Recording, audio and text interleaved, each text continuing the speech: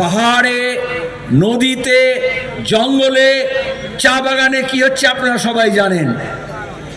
এই যে লুটের রাজত্ব হয়েছে গোটা দেশে, মোদী সরকার আইন ভাঙছে শুধু নয়, আইন পাল্টে দিয়েছে, পরিবেশের আইন। আমাদের এই হিমালয়ের পূর্ব দিকের ফ্রাজাইল ইকোসিস্টেম, সেখানে দাঁড়িয়ে যেভাবে উন্নয়নের জোয়ারের নাম করে জমি লুট হচ্ছে, পাহাড় খনন হচ্ছে, বাঁধ তৈরি হচ্ছে, সেখানে দাঁড়িয়ে এই যে আমাদের জঙ্গলকে পুরো সাফ করে দিচ্ছে। বন্যার সময় দেখেছেন কত গাছের গুঁড়ি ভেসে চলে আসছে। বামপন্থা দক্ষিণপন্থার মধ্যে এটাই তফাৎ। বামপন্থীরা বলে গাছ লাগাও, আর দক্ষিণপন্থীরা বলে পুরো গাছ সাবার করে দাও। এখানে যদি বনের জমি চুরি করছে তৃণমূল, এই গোটা তরাইয়ে ডুয়ার্সে তারা আমাদের ইকোসিস্টেমকে ধ্বংস করছে, পরিমণ্ডলকে ধ্বংস করছে। বিজেপিকে দেখেছেন দিল্লিতে মানুষ নিঃশ্বাস নিতে পারছে না, নিঃশ্বাসের অধিকারের জন্য যখন রাস্তায় নেমেছে মিথ্যা মামলা করে পুলিশ তাদেরকে হেনস্থা করছে। आज हमारे हवा, हमारे बारिश, हमारे पानी, हमारे खेत खलियान, ये सबको कॉर्पोरेट के हाथ में देने की कोशिश की जा रही है। এই জন্য আমরা যখন বলছি বাংলা বাঁচাও, আসলে দেশ বাঁচাও। কারণ বাংলা না বাঁচলে দেশ বাঁচবে না। দেশকে যদি বাঁচাতে হয় বাংলাকে বাঁচাতে হবে। স্বাধীনতার আগে, স্বাধীনতার পরে আমাদের শিক্ষা, আমাদের সংস্কৃতি, আমাদের গণতান্ত্রিক মূল্যবোধ, আমাদের শ্রেণী চেতনা, আমাদের নবজাগরণ, আমাদের রামমোহন বিদ্যাসাগর, রবীন্দ্রনাথ আমাদের এই চেতনা দিয়েছেন, যেখানে আমরা প্রত্যেক মানুষকে, সে কবে চণ্ডীদাস বলেছেন সবার উপরে মানুষ সত্য, এই মানবতার কথা বলি। আজকে সেখানে দাঁড়িয়ে এই সবকে ধ্বংস করা হচ্ছে। শুধু রামমোহনকে মধ্যপ্রদেশের মন্ত্রী গাল দিচ্ছেন, শুধু অমিত শাহের লোকেরা বিদ্যাসাগরের মূর্তি ভাঙছেন তা নয়। আসলে সতীদাহ প্রথা রোধ করার জন্য, মেয়েদের শিক্ষার জন্য, সব মানুষকে সমান ভাবার জন্য, জাতপাতের বিরুদ্ধে শাস্ত্রকে প্রশ্ন করেছেন। এজন্য রামমোহন বিদ্যাসাগর, নবজাগরণ, আরএসএস, সংঘ পরিবার পছন্দ করে না। আজকে হেমন্ত বিশ্ব শর্মা বলছে আমার সোনার বাংলা গান গাওয়া যাবে না। রবীন্দ্রনাথ লিখেছেন, কিন্তু বলছে ওটা বাংলাদেশের জাতীয় সঙ্গীত। এই গাধাদের কে বোঝাবে? বাংলাদেশের জন্মের আগে, বাংলাদেশ এটাকে নিজের জাতীয় সঙ্গীত করার আগে রবীন্দ্রনাথ আমার সোনার বাংলা লিখেছেন। কিন্তু ওরা এইভাবেই ভাগ করে দেয়। আমরা আমাদের পদযাত্রা শুরুর আগে আমরা মনীষী পঞ্চানন বর্মার ওখানে গিয়েছি। আমরা আব্বাস উদ্দিনকে স্মরণ করেছি, তার 125 বছর, ভওয়াইয়া সম্রাট।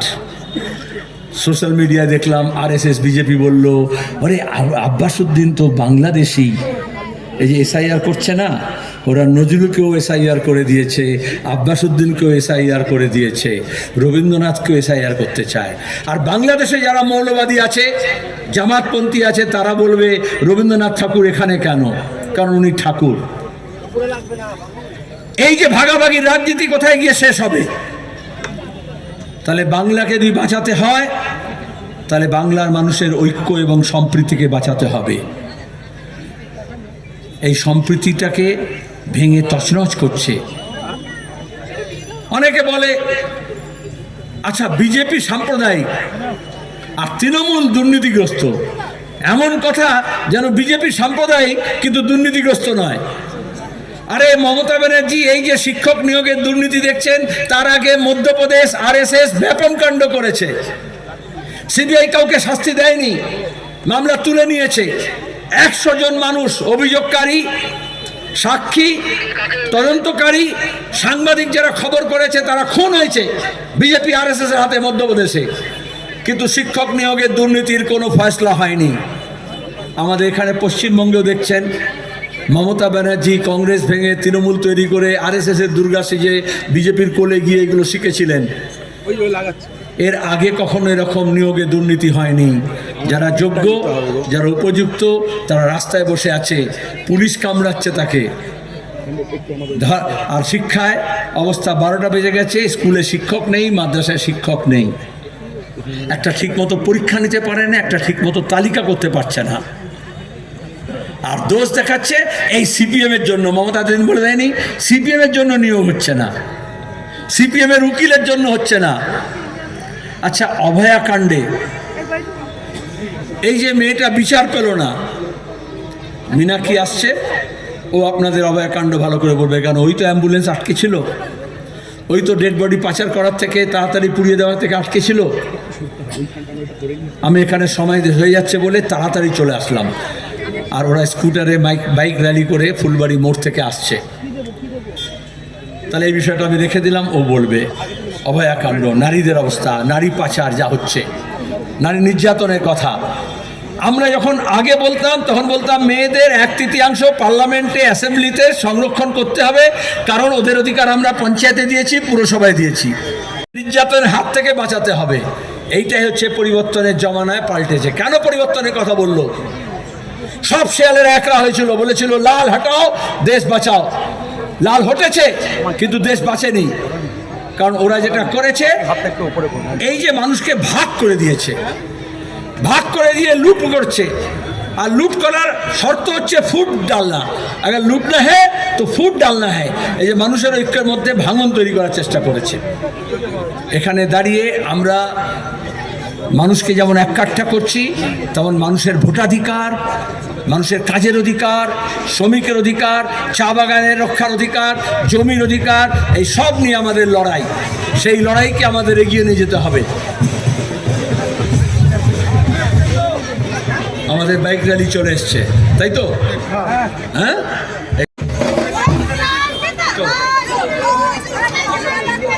ঢোল তাসা থামালে আমি বলবো।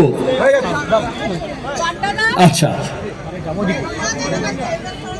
এখানে মীনাক্ষী বলবে, আমি ততক্ষণে ইসলামপুর চলে যাব।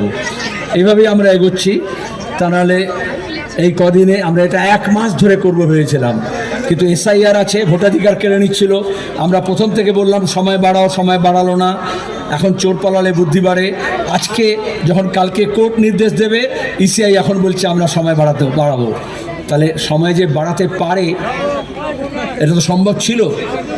তো সেই তো মল খসালি, কেন লোক হাসালি, বিএলওদের উপরে এত চাপ। আর বিজেপি বলল এত নাম কেটে দেবো, ওর নাম কেটে দেবো, তার নাম কেটে দেবো। আসলে যে সমস্ত মতুয়াকে ওরা বুঝিয়েছিল যে তোমাদের নাগরিকতা দেব, এখন তাদেরকে ভোটাধিকার কেড়ে নেওয়ার চেষ্টা করছে। যারা হিন্দু উদ্বাস্তু, যারা পূর্ব পাকিস্তান থেকে এসছেন, আমরা বামপন্থীরা কখনো কে পূব থেকে এসছে, কে পশ্চিম থেকে এসছে ভাগ করিনি। আজকে বিজেপি তৃণমূলের জমানায় ভাগাভাগি হচ্ছে। আমি ভাগাভাগির কথা বলছিলাম, আসলে এটা একটা গবেষণাগার। আরএসএস পশ্চিমবঙ্গে ল্যাবরেটরি তৈরি করেছে, সেই ল্যাবরেটরির নাম হচ্ছে তৃণমূল কংগ্রেস ল্যাব। গবেষণায় যেরকম হয়, গিনিপিগের উপর পরীক্ষা চালানো হয়। মোদীকে মুখ্যমন্ত্রী করে গুজরাটে এই গবেষণাগার তৈরি করেছিল। ওরা তখন ওখানে বোর্ড লাগিয়ে দিয়েছিল, ওয়েলকাম টু হিন্দু রাষ্ট্র। তাহলে আমাদের দেশের সংবিধান ভেঙে, গণতন্ত্র ভেঙে, আমাদের যুক্তরাষ্ট্র কাঠামো ভেঙে, ধর্মনিরপেক্ষতার নীতি ভেঙে ওরা চেয়েছিল একটা ফ্যাসিস্ট রাষ্ট্র তৈরি করবে। গুজরাটে গণহত্যার মধ্যে দিয়ে সফল হয়েছে।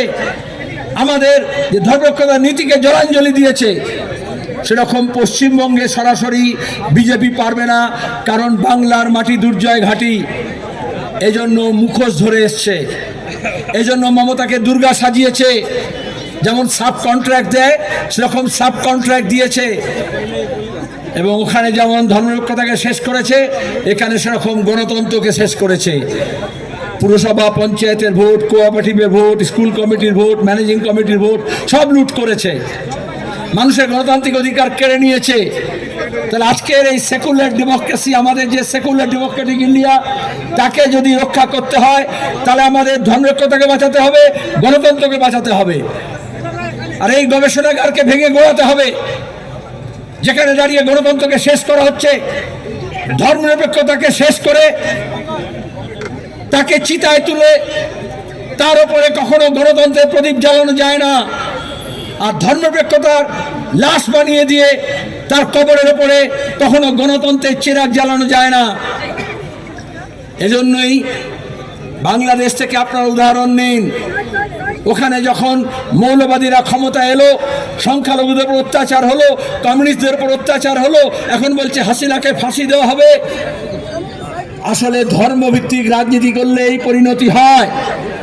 তাহলে যে গণপ্রজাতন্ত্রী বাংলাদেশ, যেটা গণতান্ত্রিক ধর্মনিরপেক্ষ ছিল মুক্তিযুদ্ধের পর থেকে, তার গণতন্ত্র এবং ধর্মনিরপেক্ষতা জলাঞ্জলি হলো। আমাদেরকে শিক্ষা নিতে হবে যাতে আমাদের গণতান্ত্রিক ধর্মনিরপেক্ষ ব্যবস্থা না যায়। এই যে বাংলা বাঁচাও যাত্রা হলো, যেখানে যাচ্ছি মানুষের উৎসাহ উদ্দীপনা, আমাদের 2 ঘন্টার রাস্তা যেতে 4 ঘন্টা 5 ঘন্টা লেগে যাচ্ছে, আপনাদের এতক্ষণ অপেক্ষা করতে হলো। আমি জানি না এরপর থেকে কি হবে, কিন্তু মানুষ যেভাবে সাড়া দিচ্ছেন তাতে বোঝা যাচ্ছে মানুষ এই বাংলাকে বাঁচাতে চাইছেন। আমি শেষ যে প্রশ্ন বলবো, কাল থেকে দেখলাম কিছু কলমচি, কিছু ভাড়াটে সাংবাদিক, কিছু বুদ্ধিজীবীদের বলানো হচ্ছে যে বাংলা কি মরে গেছে, যে বাংলা বাঁচাতে হবে। আচ্ছা, রুগীকে যখন আমরা হাসপাতালে যাই, গিয়ে বলি ডাক্তারবাবু রুগীকে বাঁচান, রুগী কি মরে যায়? কিন্তু বুঝতে পারি মরণাপন্ন হয়েছে, গভীর ব্যাধি হয়েছে, সংকট হয়েছে, তখন বলি বাঁচাতে হবে। আজকে এরকম বাংলাও রসাতলে যাচ্ছে, তার শিল্প, শিক্ষা, সংস্কৃতি, কৃষি, চা বাগান, তার মেয়েরা, তার ছেলেরা, এই সব আমাদের ঐতিহ্য, আমাদের ইতিহাস, আমাদের গণতান্ত্রিক মূল্যবোধ, তাকে আমরা বাঁচাতে চাইছি। আর বাংলাকে বাঁচানো মানে হচ্ছে বাংলাকে মেরে ফেলা না। যারা মেরে ফেলছে তারা এই প্রশ্ন করছে। আসতে গিয়ে দেখলাম শিলিগুড়ি পুরসভা, আপনারা এখানে সিপিআইএমের নেতৃত্বে জমায়েত করেছেন, বিক্ষোভ করেছেন, মিথ্যা মামলা খেসারত দিতে হয়েছে, পুরসভা পরিষেবা হচ্ছে না, কিন্তু গোষ্ঠীদ্বন্দ্ব হচ্ছে।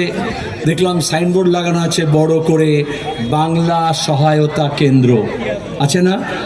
তাহলে আমি সেই সমস্ত ভাড়াটে তৃণমূলী বুদ্ধিজীবীদের বলছি, যারা বলছেন বাংলা বাঁচাও মানে বাংলা কি মরে গেছে, তাহলে তারা বাংলা ভাষা বোঝেন না। তাহলে বাংলা সহায়তা কেন্দ্র মানে তৃণমূলের কাছে বাংলা নিশ্চয়ই অসহায় হয়েছে, তবেই তো সহায়তা কেন্দ্র করা হয়েছে। এই অসহায়তা থেকে বাঁচানোর জন্য আমাদের এই বাংলা বাঁচাও যাত্রাকে আরও সফল করে তুলবেন। আপনাদের সবাই আশীর্বাদ, সহযোগিতা আমরা কামনা করছি। ধন্যবাদ, নমস্কার, আদাব, সালাম। ইনকলাব।